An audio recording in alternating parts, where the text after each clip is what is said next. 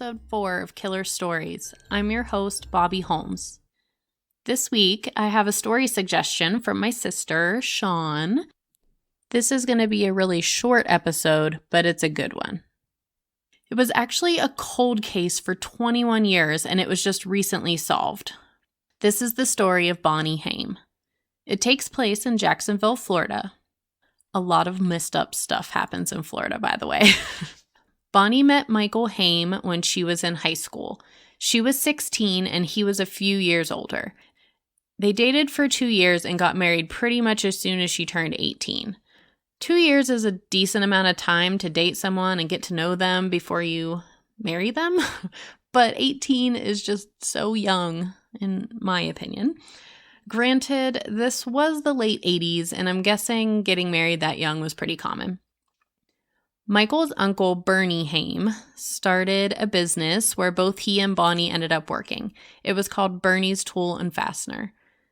Michael was the store manager, and Bobbie did the accounting work. And Bobbie became very close friends with Yvonne, who was Bernie's wife, and she also worked there at the family business. 2 years into their marriage, Bobbie was pregnant. They had a baby boy. Bobbie was described as a very loving mother.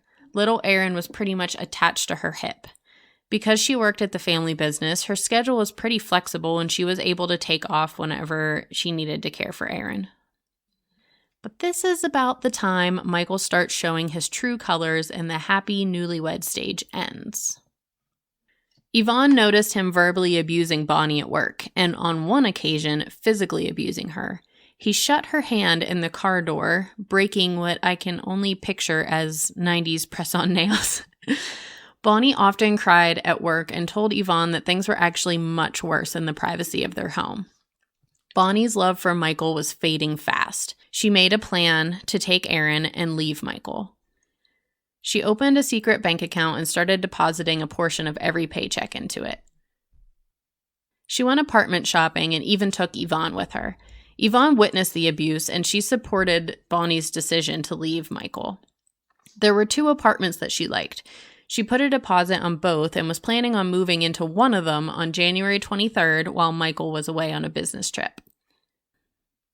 She was careful and had her bank statements sent to work instead of their house, but somehow Michael still found out she had a separate account. He flipped shit and forced her to close it. But that didn't stop her. Bobbie was determined to get away from Michael. She gave cash to her friends to hold for her. By early January 1993, she had $1,250 saved up. Bernie had opened a second location for his business in Gainesville, and Michael started working there occasionally. So meanwhile, at the Jacksonville store, Bobbie started a flirtatious relationship with a coworker. Their flirtation went a step further on one occasion, and the two had sex. The other man was also married. On January 6th, Michael was working at the Gainesville location and was back home around 6 p.m. Bobbie was responsible for picking up Aaron, now 3 years old, from preschool. She also had to stop at the grocery store that evening and was back home by 7:30 p.m. Bobbie was supposed to go to Yvonne's that night around 8 to help make invitations for a friend's baby shower, but 8 came and went. At 8:30, she calls Yvonne upset. Through tears, she said her and Michael were having an argument and she wouldn't be coming. Yvonne offered to come to her house, but Bobbie told her she was tired and just wanted to go to bed. The next morning, Michael calls in sick to work. When he calls, he just spoke to the guy working at the desk. When that information was relayed to Bernie, he didn't really think too much of it. But Bobbie is always there by 8 a.m. every day. And that day, there was even an important meeting right at 8. When she didn't show up, Bernie called the house. Michael answers and immediately says, "I'm not coming in today." And Bernie's like, "That's fine. He was actually calling to see where Bobbie was." And Michael replies that she left last night and never came back. So, Michael's story goes like this. When Bobbie got home the night before, he made it sound like they had a calm discussion about why she's been so distant lately, why did she open a bank account in secret, and why did she stop cooking dinner for him? Oh God, I wish you could see my eye roll. Seriously. Okay, Michael said he heard the car start and leave around 11 p.m. He asked his mom to come over and stay at the house with Aaron while he looked for Bonnie. He was gone 45 minutes, came home, and went to bed. Don't you think it's strange when he called into work that day that he didn't mention the fact that Bonnie was missing? I mean, these are family members that he works with. You would think that would be something that he would mention. But the theory was that Bonnie got tired of Michael's abuse and just left. Left him and left Aaron, which anyone who knows Bonnie says she would never leave Aaron. Even Bonnie's own father thought this is what happened. He said, quote, "There are thousands of women that leave their husbands and family every year, and it's always a complete surprise to their families." I'm sorry, what? What kind of father finds out his daughter is missing and just lays down and accepts it like, yeah, she's probably just out there starting a new life somewhere. Like, so strange. So strange. Michael's story sounds even less believable when Bonnie's purse is found in a dumpster of a Red Roof Inn. It had her ID, bank card, credit cards, and a bunch of cash. All things I'm sure she would need if she were out starting a new life. This is when Michael finally reports her missing to the police. Bonnie's car was found parked near the airport in the long-term parking lot. The glove box was opened and papers were thrown all over the passenger seat. Suspiciously, the driver's seat was positioned for a taller person. Bonnie was only 5'3". She would have struggled to reach the pedals in the steering wheel at this position. Even more damning, there was a sandy footprint on the mat of the driver's side, and that was most definitely not Bonnie's tiny little footprint. Whoever left this footprint was the last person to drive the car. It was a distinct, crisp footprint. Even with all this information, Bonnie's dad still believed that she just abandoned her family, which blows my mind. Just about everyone else suspected Michael was behind her disappearance. Bernie and Yvonne cut off communication with Michael because they knew he was responsible. Police searched the Haim home. They were looking for the shoes that matched the footprint found in Bonnie's car. And guess what? They found them. They even had the same sandy residue on the bottom. Child Protective Services interviewed Aaron. He was only 3 years old, so it was hard to get him to focus on the questions, but during the interview, he did say these 4 statements that make it pretty clear what happened. Daddy hurt Mommy. Daddy shot Mommy in the stomach. Daddy put Mommy in a timeout. Daddy couldn't wake her up. Now, of course, you could argue that he was coached to say these things, but he was accompanied by Michael's parents for this interview, so I doubt they would coach him to say things that would shine a light on their son. Aaron started staying with Bonnie's sister after the disappearance. Michael called her and told her that he did not want Aaron to talk to anyone else because, quote, he wasn't there for the incident. What incident, Michael? I thought you just had a discussion and she left. Lying SOB. Because of Aaron's age, his statements couldn't be used against Michael, but he obviously witnessed something. There was no body, no evidence, a sandy footprint in his wife's car, and the statement from his 3-year-old son was not enough to charge Michael with anything. But he was the only suspect in this case. A judge decided that it would be best if Aaron was not in Michael's care. He started living with a foster family, the Frasers. 6 years later, in 1999, Bonnie was pronounced legally dead. At this point, the Frasers were able to adopt Aaron, and he changed his last name.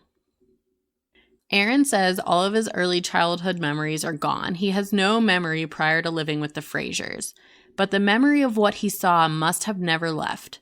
As a young child, he drew pictures of his dad shooting his mom. He would carry around a shovel and say he was going to look for Mommy. When he was in 8th grade, Aaron wrote an essay where he described the murder of his mother and how his grandparents helped hide the body. Aaron suffered from post-traumatic stress disorder and depression. He said he lived in constant fear that his dad would come after him. He was the only witness to his crime, the only thing standing in Michael's way of continuing life as a free man. Aaron's adoptive parents filed a lawsuit against Michael for the wrongful death of Bonnie, which they won. Weird how they can do that, but they can't put Michael behind bars. In 2005, Michael was ordered to pay Aaron $26.3 million. He was also awarded his childhood home. Michael was currently renting out the home to tenants while he was living out of state. His father, John, tended to the property and helped the tenants when needed. And oh my gosh, wait till you hear these bizarre lease agreement terms. Both Michael and his father instructed the tenants not to dig or plant anything in the backyard. They were not allowed to enter Aaron's bedroom, which looked just like the day Aaron left, a bedroom of a 3-year-old boy. There were also stipulations when it came to pets. Dogs were not allowed to be left alone outside. And when the tenants left the house, they were to lock the dogs in the master bedroom. Very specific. The tenants have never rented before, so they didn't think anything was weird about this.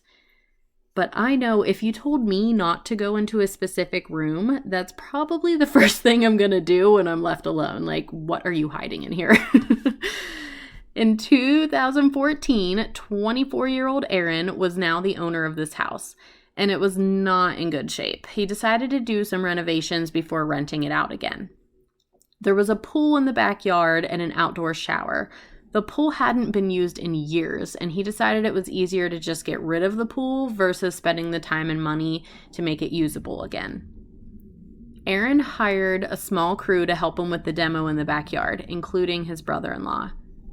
While driving an excavator across the yard, it cracked the concrete below the outdoor shower. They had planned to remove it anyways, no need for the shower without the pool, so Aaron took a sledgehammer to the concrete to continue breaking it up. He ended up breaking the water pipe, causing a leak. They turn off the water and start digging down the length of the pipe to find the leak. Aaron comes across a plastic bag that rips open from the shovel. He reaches in and grabs what he describes as a piece of coconut. Aaron and his brother-in-law examine it, trying to figure out why a coconut would be buried in the backyard. But when he looks down into the bag, he sees eye sockets and teeth. So he's actually holding the top portion of his birth mother's skull. Inside, there's also a .22 shell casing. Once I saw the teeth, that was the triggering point. That this skull, it still didn't even look like a skull to me. But the teeth, when I saw that, it was clear as day human teeth. Aaron doesn't know what to do. He's not sure if he should call 911. He's worried that the media will come rushing over to his house. So he ends up just calling his mother, and she reaches out to the original investigator on Bonnie's case, Bobbie Henson. And he rushes over to the house with the local police. Bonnie had been buried in the backyard for 21 years. Her skeleton was very fragile, and it had to be carefully removed from the ground. It took 5 days for them to exhume her remains. They eventually had to use an excavator, the one that Aaron rented, and they removed a big chunk of the soil that contained Bonnie, and it was taken to a lab to finish. And there was evidence of a gunshot, markings on the pelvis bone, indicating that she was shot in her stomach, just like 3-year-old Aaron reported. Michael was extradited back to Jacksonville, Florida, and charged with the murder of Bonnie. April of 2019, he was sentenced to life in prison. Really, from the time I was 18 years old, I had a desire to try to recover whatever memory I had and try to see if I could decipher it myself. I had been told that, even if I could remember it, that the way the brain worked at 3.5 is different than it works now. So it may not even make sense if I was able to get it. But, it's something I'm still interested in. There's still a lot of unresolved questions to me that I'd like to, see if I can resolve for myself. 26 years later, there is finally justice for Bobbie Haim and her family. There's a little bit of me that would like to write him a letter and see if I can't plead for him to tell the truth, what happened, now that he has nothing on the line. Just because there is unresolved questions, and for him to admit that he did something wrong. I hope if there's other people out there who've been through difficult circumstances that they can, maybe learn that, life goes on. The only decisions, or the only things that you control are the decisions that you make, and, things that other people do to you are really out of your control, and that you can move on. You can, continue your life and be a good example for other people. And maybe a woman who's being abused at home, whether they're married and have kids, or, just in a dating relationship, that they need to get out if somebody's being abusive to them. It's it can end up bad, especially if there's children involved. The kids see everything that's going on. I'm sure Michael didn't think that I was seeing what I saw at 3.5 years old, but I think it's apparent now that I saw everything that happened that night. And if you can't do it for yourself, at least do it for your kids. If somebody's doesn't deserve to be around you if they can't show you love without beating on you. I can't find any information about the grandparents, but I feel like John at least knew what Michael did and where she was buried. According to Aaron's statement, they helped him. I just hope justice was served there as well. I used quite a few articles to piece together today's episode, so I just listed them on today's show notes.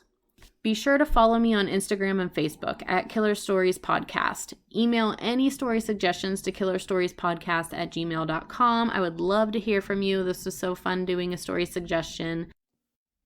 Until next time, this has been a killer story.